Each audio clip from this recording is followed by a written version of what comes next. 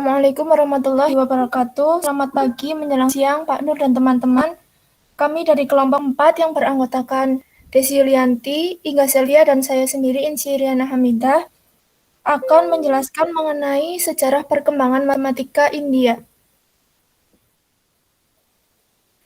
Ada beberapa topik yang akan dibahas pada hari ini, di antaranya yang pertama sejarah matematika India, yang kedua sistem bilangan India, yang ketiga sejarah angka nol, selanjutnya penemuan yang berhubungan dengan matematika India dan tokoh matematika India. Untuk topik pertama, sejarah matematika India. Matematika India yang bisa disebut juga matematika Hindu muncul pada abad ke-26 sebelum Masehi dan berakhir pada abad ke-14 Masehi. Matematika India ini berkembang setelah matematika Cina dan berakhir tepat sebelum munculnya matematika Eropa abad pertengahan. Matematika India dimulai sejak munculnya sebuah peradaban yang terletak di daerah aliran Sungai Indus. Peradaban ini biasa disebut peradaban Lembah Indus. Kota-kota yang mereka tempati kala itu diatur secara geometris. Sekitar abad ke-15 sebelum Masehi, bangsa India diusir oleh bangsa Arya yang datang dari Asia Tengah. Selama kira-kira 1000 tahun, bangsa Arya menyempurnakan tulisan Hindu dan bahasa Sanskerta.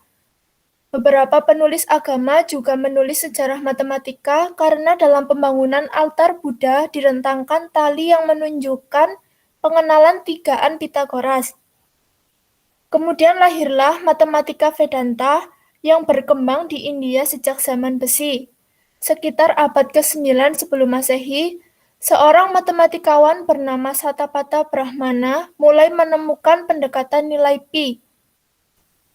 Kemudian antara abad ke-8 dan ke-5 sebelum Masehi, Sulbasutra memberikan tulisan-tulisan geometri yang menggunakan bilangan rasional, bilangan prima, aturan 3 dan akar kubik, yaitu dengan menghitung akar kuadrat dari 2 sampai sebagian dari 100 ribuan, memberikan metode konstruksi lingkaran dan perhitungan luasnya menggunakan susunan persegi, menyelesaikan persamaan linear dan kuadrat, serta mengembangkan triple Pitagoras secara aljabar, dan memberikan pernyataan dan bukti numerik untuk teorema Pitagoras.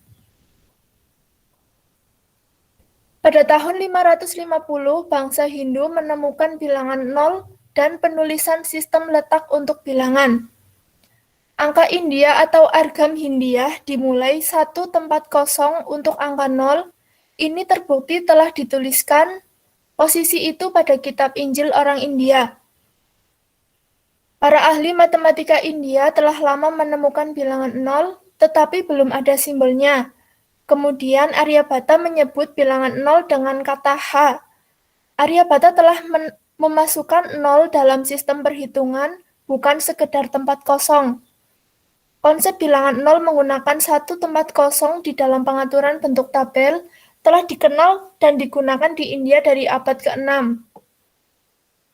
Naskah tertua yang diketahui menggunakan nol adalah karya Jain dari India yang berjudul Lokavibhaga, berangka tahun 458.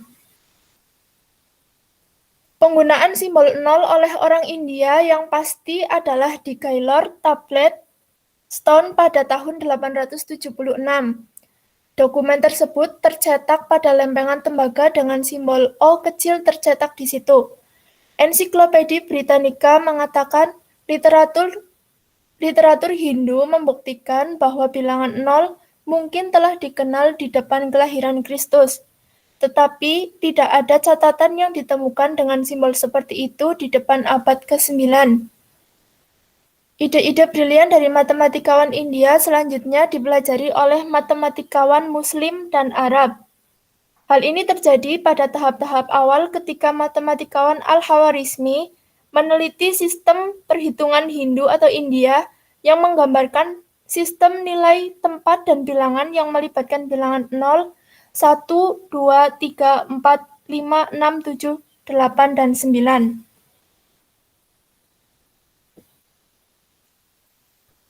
Kemudian, topik yang kedua mengenai sistem bilangan India. Setelah diteliti, penomoran India hanya berbasis 10, berlawanan pada sistem berbasis 60 Babilonia. Dan simbol ini mengambil pada bentuk tertutup yang sekarang digunakan di Eropa. Sistem angka India sering disebut di Barat sebagai sistem Hindu-Arab atau hanya angka Arab karena mencapai Eropa melalui orang Arab. Sementara itu, angka modern saat ini berasal dari simbol yang digunakan oleh para ahli matematika Hindu India sekitar tahun 200 sebelum Masehi, yang kemudian dikembangkan oleh orang Arab. Dibandingkan dari seluruh angka yang ada, angka 0 merupakan angka yang paling terakhir kemunculannya. Terdapat beberapa angka yang ditemukan di India. Yang pertama adalah angka Brahmi. Angka Brahmi ditemukan pada prasasti di gua dan kuil di dekat daerah Pona, Mumbai, dan Uttar Pradesh. Prasasti yang berbeda pula bentuk simbolnya. Angka Brahmi sudah digunakan lebih lama sampai abad 4 Masehi. Ada beberapa teori yang dikemukakan oleh para sejarawan selama bertahun-tahun mengenai asal-usul angka Brahmi. Yang pertama, angka Brahmi berasal dari budaya lembah Indus 2000 sebelum Masehi. Yang kedua, angka Brahmi berasal dari angka Aramean. Yang ketiga, angka Brahmi berasal dari alfabet Kharoshthi. Yang keempat, angka Brahmi berasal dari alfabet Brahmi. Yang kelima, angka Brahmi berasal dari sistem angka sebelum abjad. Dan yang keenam, angka Brahmi berasal dari Mesir. Kemudian yang kedua adalah angka Gupta. Periode Gupta adalah selama dinasti Gupta memerintah sampai ke Magadha di timur laut India pada awal abad 4 Masehi sampai akhir abad 6 Masehi. Angka Gupta dibangun dari angka Brahmi dan tersebar luas oleh kerajaan Gupta. Angka Gupta lalu berkembang menjadi angka Nagari yang terkadang juga disebut angka Devahagari. Sistem bilangan yang ketiga adalah angka Nagari. Angka Nagari sering disebut oleh Al-Biruni sebagai kebanyakan bilangan, karena banyak dikirim ke dunia Arab. Angka Nagari sering disebut juga angka Devanagari. Angka India menyebar ke bagian dunia antara abad 7 sampai 16 Masehi dan sudah menyebar sampai di Eropa di akhir abad 5 Masehi. Topik selanjutnya akan dilanjutkan oleh rekan saya.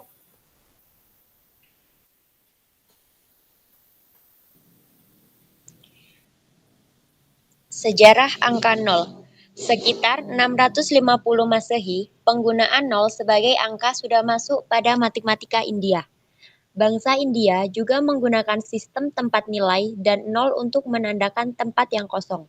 Bahkan, ada buktinya penyangga tempat yang kosong pada posisi angka dari awal 200 Masehi di India, tetapi beberapa sejarawan menyangkal hal tersebut karena dianggap tidak asli.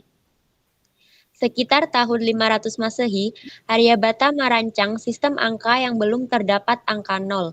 Ia menggunakan kata kah untuk posisi dan selanjutnya digunakan untuk menandakan tempat yang kosong pada sistem penulisan.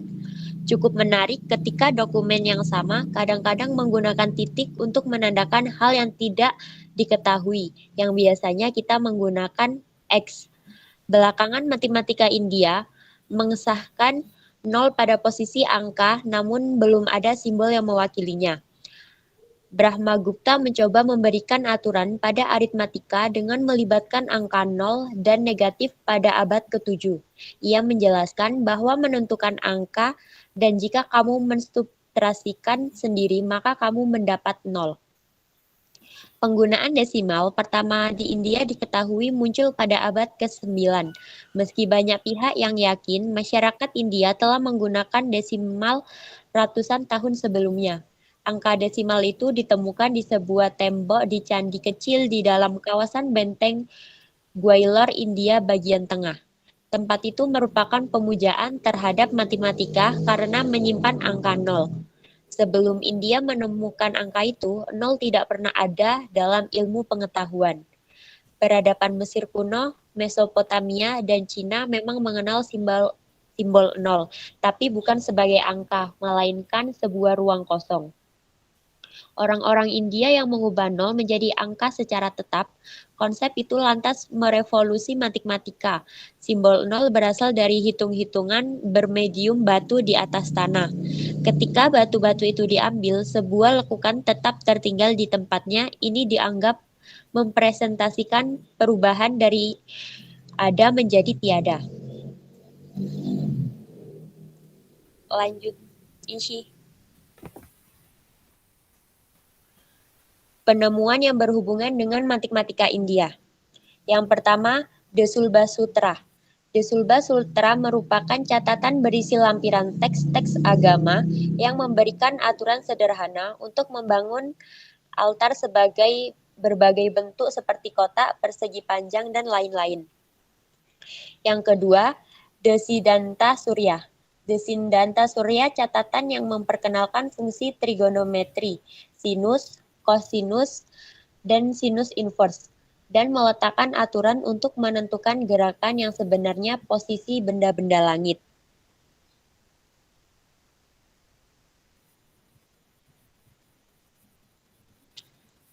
Lanjutin sih.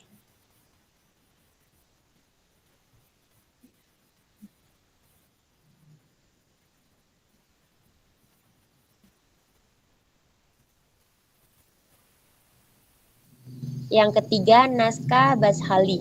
Naskah yang diberikan pada pekerjaan matematika yang ditulis pada pelapa pohon ditemukan pada musim panas tahun 1881 di dekat kampung Bashali Yusufzai, Peshawar, sekarang Pakistan. Kampung tersebut berada di Mardan Tahsil 50 mil dari kota Peshawar.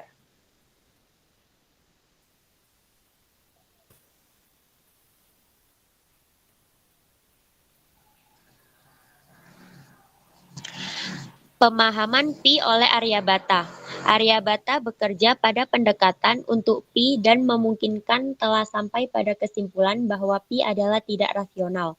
Pada bagian kedua dari Aryabhata, ia menulis dalam bahasa Sanskerta yang artinya tambahkan 4 dan 100 kalikan dengan 8 dan kemudian menambahkan 62.000.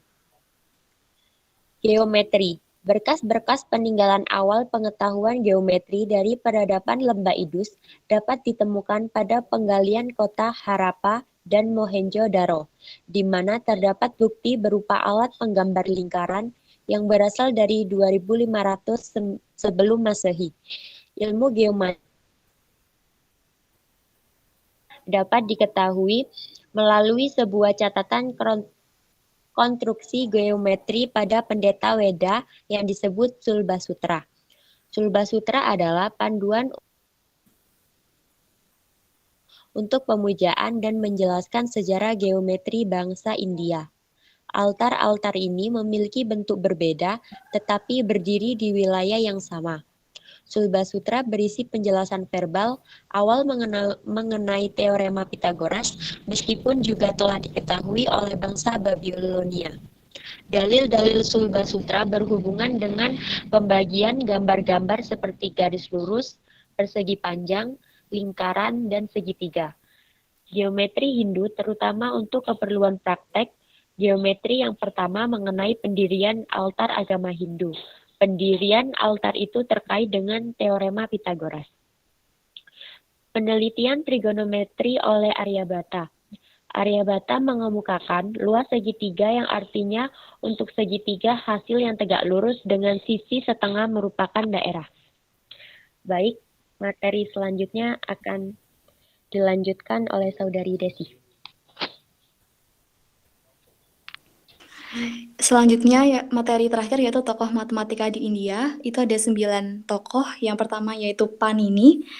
Panini abad ke-5 sebelum Masehi. Notasi yang dia gunakan sama dengan notasi matematika modern dan menggunakan aturan-aturan meta, transformasi, dan rekursi. Lanjut yang kedua, tokoh bernama Pingala. Pingala di sini dalam risalahnya Prosodi menggunakan alat yang bersesuaian dengan sistem bilangan biner. Karya Pingala juga berisi gagasan dasar tentang bilangan Fibonacci atau yang disebut dengan Matra Meru. Yang ketiga yaitu Surya Siddhanta. Surya Siddhanta ini memperkenalkan fungsi trigonometri sinus, kosinus, dan balikan sinus dan meletakkan aturan-aturan yang menentukan gerak sejati benda-benda langit yang bersesuaian dengan posisi mereka sebenarnya di langit.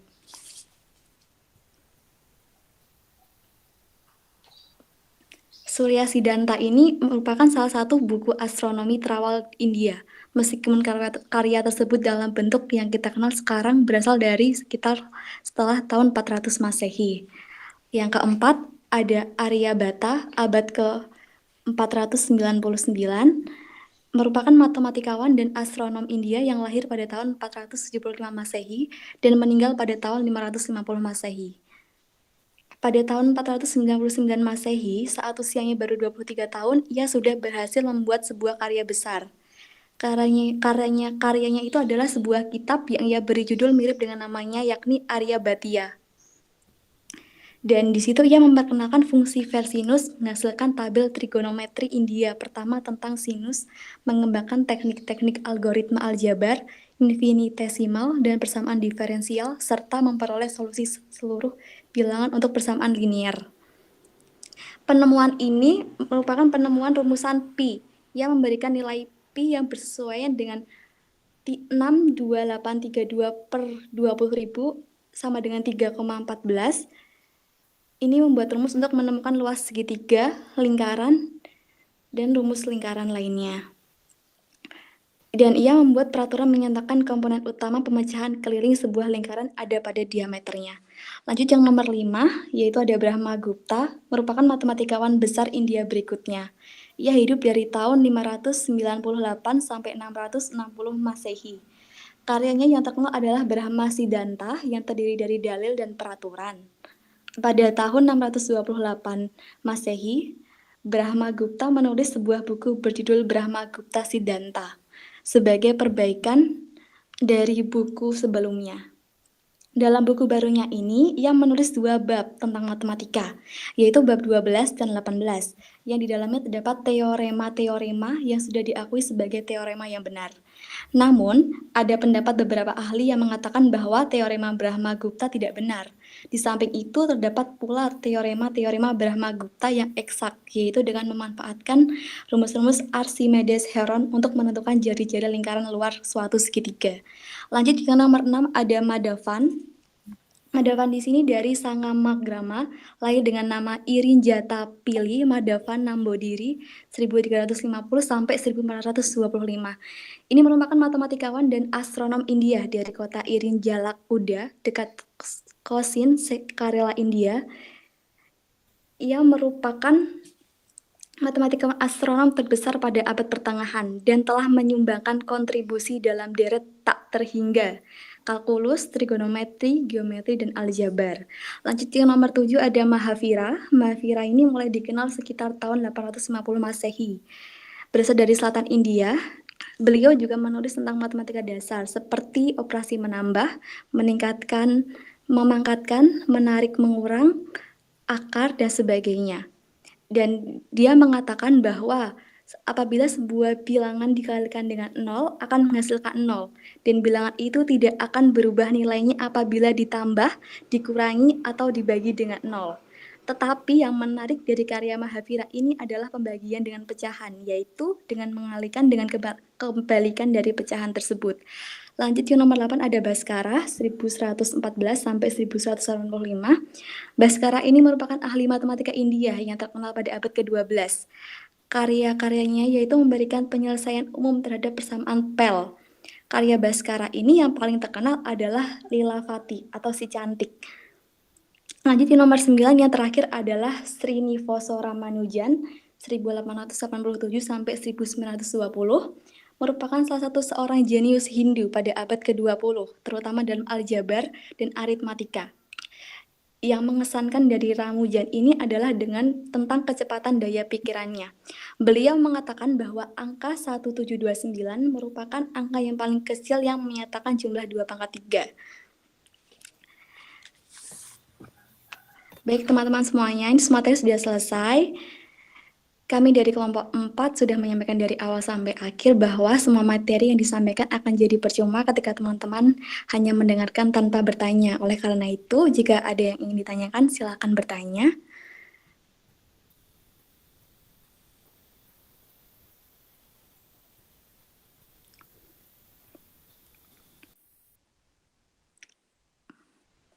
Kami dari kelompok 4 jika ada kekurangan dalam penyampaian materi, kami mohon maaf. Terima kasih Pak Nur dan teman-teman. Wassalamualaikum warahmatullahi wabarakatuh.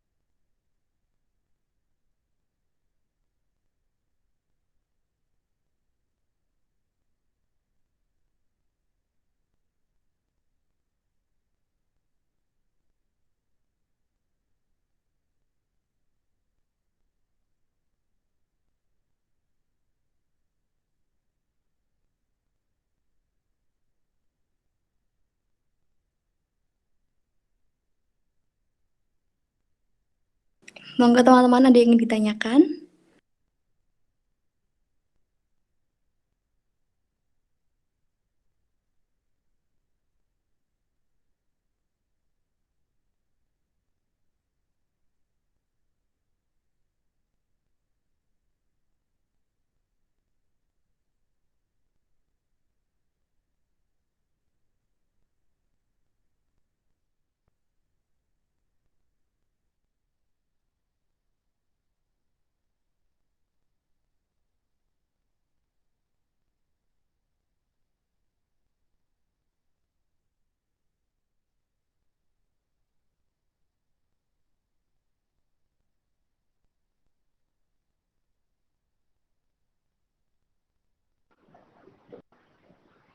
Maaf, dari saya mau nanya, apakah perkembangan matematika di India selain dari dipengaruhi dari Mesir, apakah juga dipengaruhi oleh daerah-daerah sekitar, maksudnya daerah sekitar India gitu.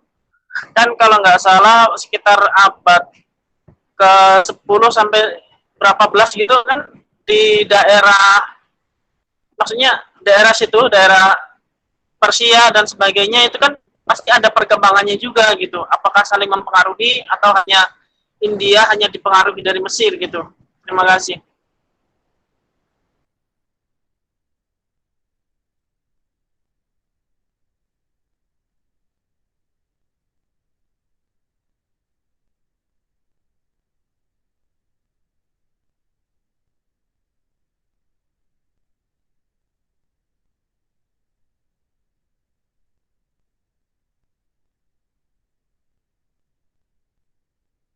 Mohon maaf Mas, bisa diulang lagi pertanyaannya?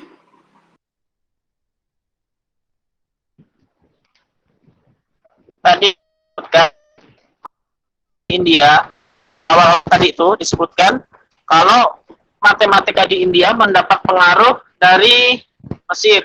Bentar.